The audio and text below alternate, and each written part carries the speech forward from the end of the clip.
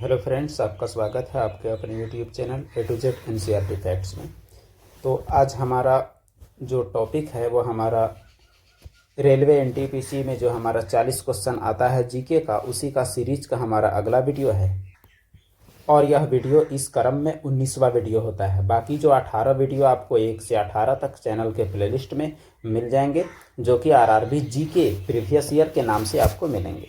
तो इसमें आज हम लोग करने वाले हैं 8 फरवरी 2021 के 10:30 से 12:30 तक एनटीपीसी में आए हुए जीके के प्रश्न, जिससे 40 प्रश्न में जितने भी करेंट अफेयर के सवाल हैं वो एक्सक्लूड कर दिए गए हैं, क्योंकि अब वे आपके काम के नहीं हैं। तो बाकी बचे हुए जितने भी सवाल हैं उसे हम लोग कवर करने का प्रयास करते हैं। तो हमारा आज का पहला सवाल क्या है वो आपके सामने है। सवाल कहता है, भारत की महान साहित्यिक कृतियाँ यानी मेघदूत और अभिज्ञान शकुंतला, ये दोनों जो भारत की महान साहित्यिक कृतियाँ हैं की रचना किसने की थी? भास, कालिदास, चाणक्य या शूद्रक? तो ये सवाल यानी मेघदूत और अभिज्ञान शकुंतलम की रचना किसने की? तो सही जवाब है कालिदास। कालिदास ने इन दोनों किताबों की रचना की है। एक किताब है आपका मेघदूत और दूसरा किताब कौन है? अभिज्ञान शकुंतलम। अगला प्रश्न आपके सामने सवाल ये रहा। सवाल ये कहता है कि निम्न में से कौन सा सुमेलित नहीं है? कैगा परमाणु केंद्र कर्नाटक, नरौरा राजस्थान, तारापुर महाराष्ट्र, कुडनकुलम तमिलनाडु। यहाँ आपसे केवल ये पूछा है कि कौन सा सुमेलित नहीं है। ये सभी परमाणु शक्ति संयंत्र, परमाणु रिएक्टर के स्थान हैं। तो इसमें से जो सही जवाब है वो क्या है? नरौरा। क्यों इसमें है? नरौरा जो है वो आपका यूपी में पड़ता है, और राजस्थान में जो पड़ता है परमाणु संयंत्र उसका नाम है रावत भाटा। ये दोनों चीज़ें आप याद रखेंगे तो आप कोई भी सवाल आप इससे रिलेटेड हल कर पाइएगा। अगला प्रश्न आपके सामने सवाल ये रहा। सवाल कहता है कि भारतीय संविधान की किस अनुसूची में राज्यों और केंद्र शासित प्रदेशों और उनके अधिक्षेत्रों की सूची शामिल है? 8वीं, 12वीं, पहली और 5वीं। यानी संविधान की कौन सी अनुसूची में संघ एवं राज्य क्षेत्र का वर्णन है? तो सही जवाब इसका क्या हो जाएगा? पहली। पहली अनुसूची में क्या है? पहली अनुसूची में संघ एवं राज्य क्षेत्र का वर्णन है। संघ एवं राज्य क्षेत्र। और संघ एवं राज्य क्षेत्र यानी कहने का मतलब ये हुआ कि जितने भी केंद्र शासित प्रदेश के समेत जो भी स्टेट है वो, तो भारत में अभी कितने हैं? तो 28 राज्य हैं और 8 केंद्र शासित प्रदेश है। ये बात भी आपको याद रखनी है। अगला प्रश्न हमारे सामने। अच्छा, बाकी जो अनुसूचियों को अगर देखें तो 8वीं अनुसूची में क्या है? तो 8वीं अनुसूची भाषाओं से संबंधित है और 8वीं अनुसूची में 22 भाषाएं हैं। 12वीं अनुसूची किससे संबंधित है? नगर पालिका से संबंधित है 12वीं अनुसूची। और 5वीं अनुसूची तो आपका ये ST/SC वाला सिस्टम है, ये अलग ही कहानी है। अगला प्रश्न हमारा, निम्नलिखित में से कौन सा आंदोलन नील की बलात् कृषि से संबंधित है? यानी नील की जबरन खेती से? दांडी यात्रा, असहयोग आंदोलन, बारडोली सत्याग्रह, चंपारण सत्याग्रह। नील की जबरन खेती कराए जाने से संबंधित कौन सा आंदोलन है? तो सही जवाब इसका क्या हो जाएगा? वह है चंपारण सत्याग्रह। बिहार में एक जगह है चंपारण। चंपारण में जबरदस्ती नील की खेती की करवाई जाती थी अंग्रेजों के द्वारा, जिसे 3 कट्ठिया पद्धति कहते थे। 3 कट्ठिया मतलब 20 कट्ठे में 3 कट्ठे में जमीन की खेती हर हाल में करनी पड़ती थी, और 2-3 साल करने के बाद वह खेत कई सालों के लिए बंजर हो जाती थी। तो वहीं के किसानों ने विद्रोह किया, और ये विद्रोह कब हुआ? तो ये विद्रोह आपका 1917 में चंपारण विद्रोह हुआ है। और यह किसने किया है? तो यह आपका महात्मा गांधी और महात्मा गांधी के साथ में मिले हुए में राजकुमार शुक्ला, ये दोनों मिलकर कौन सा विद्रोह किए हैं? तो चंपारण सत्याग्रह। और महात्मा गांधी का फर्स्ट अपीयरेंस आंदोलन के रूप में चंपारण सत्याग्रह ही है। अगला प्रश्न, भारतीय संसद का उच्च सदन कौन सा होता है? लोकसभा, राज्यसभा, विधानसभा या राष्ट्रपति भवन? तो इसका सही जवाब क्या हो जाएगा? इसका सही जवाब हो जाएगा राज्यसभा। क्यों? वो भी हम लोग जान लेते हैं। जो हमारा भारतीय संसद है, संसद में अगर आप गौर करेंगे तो एक होता है लोकसभा, एक होता है राज्यसभा, और एक हो जाता है हमारा राष्ट्रपति। अब जो लोकसभा होते हैं उसमें लोकसभा में लोग चुन के जाते हैं, डायरेक्ट इसका चुनाव होता है। राज्यसभा में डायरेक्ट चुनाव नहीं होता, बल्कि विधायकगण इसका चुनाव करते हैं। तो इस प्रकार जो लोगों का सदन है वो आपका क्या हो जाता है? तो वो आपका हो जाता है लोकसभा। इसे हम लोग निम्न सदन कहते हैं। तो ये तो हो गया आपका निम्न सदन। और इसे क्या कहा जाता है? इसे कहा जाता है उच्च सदन। और निम्न सदन का कार्यकाल 5 साल का होता है। उच्च सदन जो है ये कभी ख़त्म नहीं होता है। हाँ, उच्च सदन में जो लोग होते हैं उनके कार्यकाल 6 साल होते हैं, लेकिन उच्च सदन कभी भंग नहीं होता है। तो ये रहा राज्यसभा की कहानी। लोकसभा में टोटल मेंबर कितने हैं? तो 545। राज्यसभा में कुल हो सकते हैं 250। हैं कितने? तो 245 मेंबर राज्यसभा में हैं। अगला सवाल आपके सामने सवाल ये रहा, विविध विषयों पर वैज्ञानिक जानकारी के संग्रह बृहत संहिता को किस के द्वारा लिखा गया है? तो बृहत संहिता का लेखक बताना है, वराहमिहिर, कलहन, चरक या नागार्जुन। तो ये प्राचीन वर्ल्ड का किताब है, प्राचीन भारत का। तो इसका लेखक बृहत संहिता का कौन है? तो वाराहमिहिर बृहत संहिता के लेखक है। बाकी फेमस किताबों की अगर बात करें तो कलहन के द्वारा जो लिखा गया किताब है ये आपसे पूछता है, और ये क्या किताब है? तो राज तरंगिणी किताब है। और चरक के द्वारा जो किताब लिखा गया है उसे क्या कहते हैं? तो उसे चरक संहिता कहा जाता है। ये दोनों किताबें भी याद रखने के लायक है। अगला प्रश्न आपके सामने सवाल यहाँ कहता है कि स्वतंत्रता संग्राम के दौरान हुई घटनाओं को कालक्रमिक यानी समय के अनुसार आपको व्यवस्थित करना है। जालियांवाला बाग हत्याकांड, भारत छोड़ो, ध्वज सत्याग्रह, असहयोग आंदोलन। तो इन सभी को ही आपको सजाना है। यहाँ आपको देखिए सजाने के लिए आपके पास 4 चीज़ दिए हुए हैं। तो इसमें जब आप अगर सजाने का प्रयास करें तो जालियांवाला बाग हत्याकांड कब हुआ है? तो वो हुआ है आपका 13 अप्रैल 1919 को। भारत छोड़ो आंदोलन हुआ है आपका 1942 को। असहयोग आंदोलन हुआ है 1920 को। और यहाँ ध्वज सत्याग्रह जो है इसको भी हम लोग को देख लेना पड़ेगा, ध्वज सत्याग्रह कब हुआ है। तो ये जो झंडा सत्याग्रह है ये आपका हुआ है 1923 में। इस हिसाब से ये हुआ है 1923 के जबलपुर में। तो बात यह है कि अब इसका अनुसार अगर आप सजाएंगे तो सबसे पहले आपका क्या होगा? तो 1919 होगा, यानी आपका क्या होगा? आपका ए होगा। और उसके बाद सजाएंगे तो 1919 के बाद आपका क्या होगा? तो डी होगा। तो ए के बाद डी वाला आपके पास 2 ही है। इस आधार पर हमारा जवाब क्या होना चाहिए वो हम लोग देख लेते हैं। बगैर मिलाए भी हम लोग ध्वज सत्याग्रह के बगैर भी हम लोग कर सकते थे, इसमें कोई तरह का कोई दिक्कत नहीं था।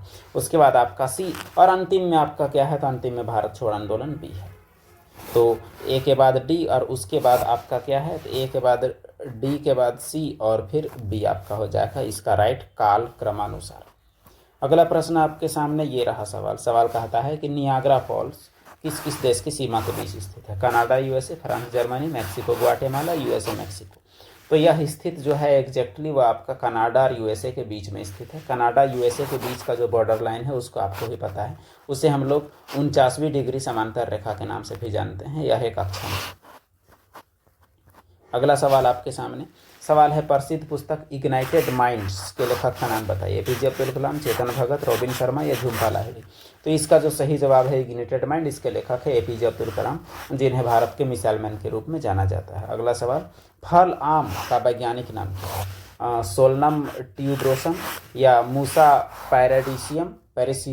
पैराडिसिसम और उसके बाद मैंजीफेरा इंडिका या पायरस मल्स। तो आम का वैज्ञानिक नाम पूछा हुआ है, इसका सही जवाब है मैंगीफेरा इंडिका, आम का वैज्ञानिक नाम। अगला सवाल आपके सामने, रेशम को प्राप्त किया जाता है किससे? बॉम्बिक्स मोरी से या मस्का डोमेस्टिका से या क्यूलेक्स से या तितली से। तो यहाँ किससे प्राप्त किया जाता है उसका वैज्ञानिक नाम आपका कुछ दिया हुआ है, कुछ आपका साधारण नाम दिया हुआ है। तो इसका सही जवाब क्या है? तो बॉम्बिक्स मोरी। रेशम का कीट जो है उसका वैज्ञानिक नाम क्या है? तो उसका वैज्ञानिक नाम है बॉम्बिक्स मोरी, आपको याद रखना है। अगला सवाल, ब्रिटिश सेना के किस भारतीय सिपाही ने 1857 के विद्रोह में फैलने से पहले तुरंत पहले की घटनाओं में महत्वपूर्ण भूमिका निभाई थी? मंगल सिंह, लोकमान्य तिलक, भगत सिंह या मंगल पांडे। तो बात यह है कि 1857 में जितने भी घटनाएं हुई उनके घटने से पहले सबसे महत्वपूर्ण भूमिका निभाने वाले व्यक्ति का नाम बताना है। तो सही जवाब क्या हो जाएगा? तो सही जवाब मंगल पांडे। क्यों? मंगल पांडे ने अपने छावनी में एक अपने ऑफिसर की हत्या कर दी थी जिसका नाम था जनरल बाग, और यहीं से शुरू हुआ है उस क्रांति की ज्वाला। और इस प्रकार देखा जाए तो मंगल पांडे का फांसी जो हुआ है जनरल बाग की हत्या के केस में, तो यही क्रांति का मेन ज्वाला धधकने का मेन कारण हुआ। अगला सवाल आपके सामने सवाल यहाँ कहता है कि निम्न में से किसकी स्थापना भारत की योजना आयोग के विकल्प के रूप में की गई? यूपीएससी, ज्ञान आयोग, commission for agriculture cost price या नीति आयोग। तो देखिए पहले चलता था आपका योजना आयोग, जो इसका स्थापना हो गया था आपका 1950 में। 1950 से यह काम किया कब तक? तो 2017 तक इसे काम करना था, लेकिन उससे पहले ही नीति आयोग का स्थापना कर दिया गया इसके स्थान पर। और नीति आयोग जो है इसका स्थापना हो गया आपका 1 जनवरी 2015 को, और अब योजना आयोग का स्थान पर यह काम करती है। नीति का अर्थ National Institute of Transforming India Aayog या है नीति आयोग, जिसके अध्यक्ष होते हैं कौन, तो खुद प्रधानमंत्री होते हैं, जैसे कि योजना आयोग के भी हुआ करते थे। अगला प्रश्न, कोलकाता बंदरगाह किस नदी पर है? हुगली, गोदावरी, महानदी या गंगा? तो कोलकाता बंदरगाह एक नदीय बंदरगाह है और जो कि गंगा नदी की वितरिका नदी हुगली नदी के किनारे में है, हुगली नदी में है। अगला सवाल, इनमें से कौन सा भारतीय राज्य शीर्ष 5 वन आच्छादित प्रदेशों में शामिल नहीं है? तो जो टॉप 5 वन आच्छादित क्षेत्र हैं भारत के, उनमें से कौन शामिल नहीं है, ये पूछा हुआ है। तो देखिए आप अंदाजा में भी थोड़ा सा जा सकते हैं। ऑप्शन आपके पास क्या क्या है? तो ऑप्शन आपके पास है छत्तीसगढ़, मध्य प्रदेश, महाराष्ट्र और पंजाब। तो देखिए इसमें आपका सही जवाब पंजाब होगा। इसमें अंदाजा लगाने का वजह इसलिए भी बताया गया, पंजाब खेती के लिए माहिर प्रदेश है, तो वहाँ आपका जंगल नहीं बल्कि हरियाली तो ज़्यादा है लेकिन जंगल वहाँ कम है, बहुत सी वहाँ जंगल कम है, इससे आप पा सकते हैं इसका जवाब। अगला सवाल, एकला चलो रे गीत किसने लिखा था? एकला चलो रे गीत बंगालियों का एक बहुत ही फेमस मोटिवेशनल गीत है। एकला चलो रे गीत किसने लिखा? रविंद्रनाथ टैगोर, ईश्वर चंद्र विद्यासागर, अरविंद घोष या विशिष्ट चटर्जी? तो इसका सही जवाब, अगर आप फेमस बंगाली जी के बारे में सोच रहे हैं तो सही है रविंद्रनाथ टैगोर, जो कि एक प्रसिद्ध बंगाली हुए हैं, तो यही लिखे हैं एकला चलो रे। अगला सवाल, रेड डाटा बुक किससे संबंधित डेटा प्रदान करती है? आपके पास ऑप्शन है रेड बर्ड्स, रेड लायंस, पादपों और जंतुओं की सूची, लुप्तप्राय पादप पर जंतुओं की सूची। तो रेड डाटा बुक एक बुक होती है जिसे प्रकाशन कौन करता है? IUCN, international union for conservation of nature. ये जो प्राकृतिक मतलब प्रकृति के बचाने के लिए जो इंटरनेशनल यूनियन है, ये जारी करता है रेड डाटा बुक, जो कि लुप्त होने वाले जंतुओं की सूची उपलब्ध कराता है ताकि उनको बचाने के लिए काम किया जा सके। इस प्रकार इसका सही जवाब हो जाएगा लुप्तप्राय पादप और जंतुओं का जो लिस्ट होता है उसे ही रेड डाटा लिस्ट कहते हैं। अगला सवाल ये कंप्यूटर से है। FTTP का पूर्ण रूप क्या है? Fusion to the premises, fibre to the premises, fibre to the premises, frame to the premises. Permission, ये परमिशन वाला है, बाकी 2 प्रीमाइसेस और 2 परमिशन, यानी जानबूझ का आपको ऑप्शन ऐसा देता है। तो इसका सही जवाब क्या हो जाएगा? Fibre to the premises FTTP का पूरा नाम होता है। अगला प्रश्न, भारत सरकार की किस योजना के तहत ग्रीनफील्ड उद्यम स्थापित करने हेतु कम से कम एक SC, एक ST उधारकर्ता के रूप में कम से कम एक महिला उधारकर्ता के लिए प्रति बैंक शाखा 10 लाख से 1 करोड़ तक ऋण उपलब्ध कराया जाता है? यानी ST को भी देना है, SC को भी देना है, महिला को भी देना है, प्रति बैंक 10 लाख से 1 करोड़ तक का ऋण देना ही है। क्यों? ग्रीनफील्ड उद्यम स्थापित करने के लिए, ताकि पर्यावरण के क्षेत्र में भी काम हो सके। तो बात यह है कि वो योजना का नाम क्या है? स्टैंड अप इंडिया स्कीम, प्रधानमंत्री जनधन योजना, प्रधानमंत्री जीवन ज्योति योजना, प्रधानमंत्री सुरक्षा बीमा योजना। तो इसका सही जवाब क्या है वही हम लोगों को देखना है। सही जवाब है स्टैंड अप इंडिया स्कीम। आप ऑप्शन काट के भी देख सकते हैं। ये दोनों तो बीमा योजनाएं हैं, इनका कोई रोल नहीं है, और जनधन योजना तो खाता खोलने के लिए है, ये अलग ही कहानी है इसका। तो स्टैंड अप स्कीम जो है यह ग्रीनफील्ड उद्यम स्थापित करने के लिए ST, SC और महिलाओं को 10 लाख से 1 करोड़ तक का लोन प्रति बैंक देने की बात की गई है इसमें। अगला प्रश्न आपके सामने सवाल ये रहा, भारत सरकार की किस योजना का उद्देश्य 100 दिनों के श्रम रोजगार की गारंटी देकर ग्रामीण क्षेत्रों में लोगों की आजीविका को बढ़ाना है? मनरेगा, PMGSY, कुशल भारत योजना या PMJDY? तो ये 100 दिन का रोजगार ग्रामीण क्षेत्रों में उपलब्ध कराने के लिए जो योजना है वो आपका है मनरेगा, जिसे Mahatma Gandhi National Rural Employment Guarantee Act कहा जाता है, जो कि 100 दिनों का रोजगार का गारंटी देता है ग्रामीण क्षेत्र में, और 100 दिन का रोजगार नहीं दे पाने पर रोजगार भत्ता का भी प्रावधान करने का सुविधा रखता है। अगला सवाल, निम्न में से कौन सा कर GST के अंतर्गत नहीं आता है? कौन सा कर GST के अंतर्गत नहीं आता है?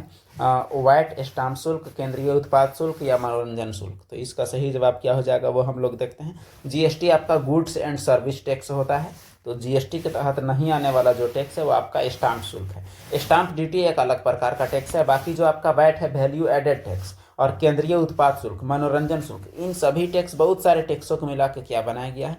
तो टैक्सों को मिला के GST बनाया गया है। तो ये तो सब जीएसटी के अंतर्गत आ जाएंगे। तो स्टाम्प ड्यूटी जीएसटी नहीं है। और जीएसटी का अगर बात करें तो आपका 1 जुलाई 2017 से लागू हुआ है जीएसटी। और जीएसटी लाने के लिए संविधान में 101वां संविधान संशोधन किया गया है, और यह संशोधन 2016 में किया गया है। हालांकि ये लागू हुआ है कब से, 1 जुलाई 2017 से, और 1 जुलाई को जीएसटी दिवस मनाया जाता है प्रतिवर्ष। अगला प्रश्न आपके लिए सवाल ये रहा। सवाल कहता है कि निम्नलिखित में से कौन सी भारतीय वैज्ञानिकों द्वारा विकसित सुपर कंप्यूटर परम की श्रृंखला नहीं है। तो भारतीय वैज्ञानिकों द्वारा जो सुपर कंप्यूटर परम जो विकसित की गई है उसका श्रृंखला कौन नहीं है? परम मित्र, परम 8000, परम ब्रह्मा या परम 8600। तो इसमें से ही आपको तलाश करना है जवाब। तो सही जवाब हो जाएगा परम मित्र। ये भी है, ये भी है, ये भी है। परम मित्र नाम करके कोई भी ऐसा कंप्यूटर नहीं है जिसे परम सीरीज में भारत के वैज्ञानिकों ने बनाया है। अगला प्रश्न आपके लिए सवाल कहता है केरल से गुजरने वाले अक्षांश कहाँ से भी गुजरते हैं? राजस्थान, तमिलनाडु, तेलंगाना, उत्तराखंड। तो देखिए जब आप मैप बनाएंगे तो यहाँ पर आपका केरल है, यहाँ पर तमिलनाडु है। तो केरल से गुजरने वाला कहाँ से गुजरेगा? तो तमिलनाडु से गुजरेगा। राजस्थान, तेलंगाना, उत्तराखंड से तो सवाल ही नहीं उठता है। इसका मतलब सही जवाब आपका क्या हो जाएगा? तो तमिलनाडु। देखिए हम मैप से आपके सीधे तौर से सवाल पूछ लिए गए हैं, जो कि अगर आपको मैप का ज्ञान हो तो आप आसानी से बना सकते हैं। इसलिए आपको वर्ल्ड एटलस, इंडिया एटलस जरूर करना चाहिए। अगला सवाल, भोटिया भारत के किस राज्य के संबंधित अनुसूचित जनजातियों में से एक है? उत्तराखंड, राजस्थान, महाराष्ट्र या मध्य प्रदेश। तो भोटिया कहाँ से ताल्लुक़ रखते हैं? तो वो उत्तराखंड से ताल्लुक़ रखते हैं। उत्तराखंड के जनजातियों में भोटिया एक महत्वपूर्ण जनजाति है। अगला सवाल कहता है कि निम्न में से किस पौधे को जड़, तना और पत्तियों में विभेदित नहीं किया जा सकता? फर्न, मर्सिलिया, स्पाइरोगारा या मोरपंखी।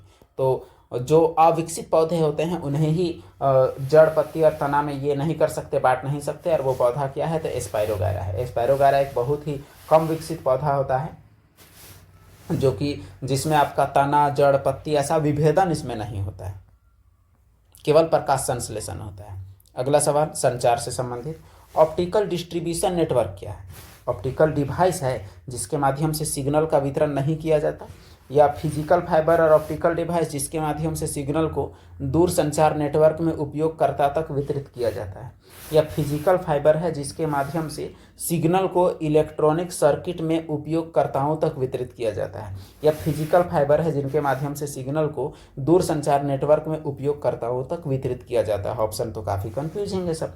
तो सही जवाब क्या है इसका? सही जवाब है आपका फिजिकल फाइबर और ऑप्टिकल डिवाइस जिसके माध्यम से सिग्नल को दूर संचार नेटवर्क में उपयोगकर्ताओं तक भेजा जाता है, वो होता है ऑप्टिकल डिस्ट्रीब्यूशन नेटवर्क, जिसमें आपको सिग्नल को दूर संचार नेटवर्क में यूजर तक भेजा जाता है। हालांकि फिर भी यह कंफ्यूजिंग जरूर है। अगला सवाल आपके सामने सवाल कहता है कि निम्न में से कौन सा विकल्प राज्य विधानसभाओं के विधायकों की संख्या के संदर्भ में गलत है? तो राजस्थान में 200 विधायक, दिल्ली में 50 विधायक, महाराष्ट्र में 288 विधायक, उत्तराखंड में 70 विधायक। तो गौर कीजिएगा आप, तो दिल्ली का चुनाव तो फिलहाल ही हुआ है, तो दिल्ली वाला ही बात गलत लग रहा है। दिल्ली में आपके 70 विधायक होते हैं और यहाँ कितना दिया हुआ है? यहाँ दिया हुआ है 50, वही आपका गलत है। बाकी राजस्थान में 200 सही, महाराष्ट्र में 288 सही, उत्तराखंड में 70 सही। अगला सवाल, निम्न में से कौन सा कथन भारत के बैंकों के संदर्भ में सही नहीं है, मतलब गलत है? मोबाइल एटीएम सबसे पहले आईसीआईसीआई बैंक ने पेश किया, पूरे भारत में एसबीआई की सबसे अधिक शाखाएं हैं, इलाहाबाद बैंक भारत का सबसे पुराना सार्वजनिक क्षेत्र का बैंक है, या भारतीय रिजर्व बैंक भारत का एक निजी बैंक है। तो देखिए भारतीय रिजर्व बैंक निजी बैंक हो ही नहीं सकता है, यही आपका बात गलत है। तो यही आपका हुआ सही जवाब। अगला प्रश्न आपके लिए सवाल ये रहा। सवाल है निम्न में से कौन सा पौधा थैलोफाइटा नहीं है? तो जो पौधा का ग्रुप होता है थैलोफाइटा, ब्रायोफाइटा, एंजियोस्पर्म, जिम्नोस्पर्म, इसमें से पूछा गया है। तो यूलोथ्रिक्स, चारा, प्यूनेरिया या उल्वा। तो ये सब तो कठिन सवाल में गिने जाएंगे, तो इसका सही जवाब हो जाएगा प्यूनेरिया। प्यूनेरिया एक थैलोफाइटा नहीं है। बाकी यूलोथ्रिक्स, चारा और उल्वा ये तीनों क्या है? थैलोफाइटा है। अगला सवाल, इसरो के पहले अध्यक्ष कौन थे? विक्रम साराभाई, सतीश धवन, UR राव या कस्तूरी रंगन। तो इसरो के जो पहले अध्यक्ष कौन थे? विक्रम साराभाई। विक्रम साराभाई को ही भारतीय अंतरिक्ष विज्ञान का जनक कहा जाता है, क्योंकि वे इसरो के संस्थापक अध्यक्ष थे। अगला सवाल आपके लिए, जालियांवाला बाग हत्याकांड में अहम भूमिका के कारण माइकल फ्रांसिस ओडायर कि हत्या किसके द्वारा की गई, चंद्रशेखर आजाद, मंगल पांडे, भगत सिंह या उधम सिंह। तो इसका सही जवाब क्या हो जाएगा, इसका सही जवाब हो जाएगा उधम सिंह। आपको बताएं कि जो 13 अप्रैल 1919 में जो हत्याकांड हुआ था, जालियांवाला बाग हत्याकांड, उसका बदला उधम सिंह ने 1940 में जनरल डायर के घर घुस के हत्या करके की।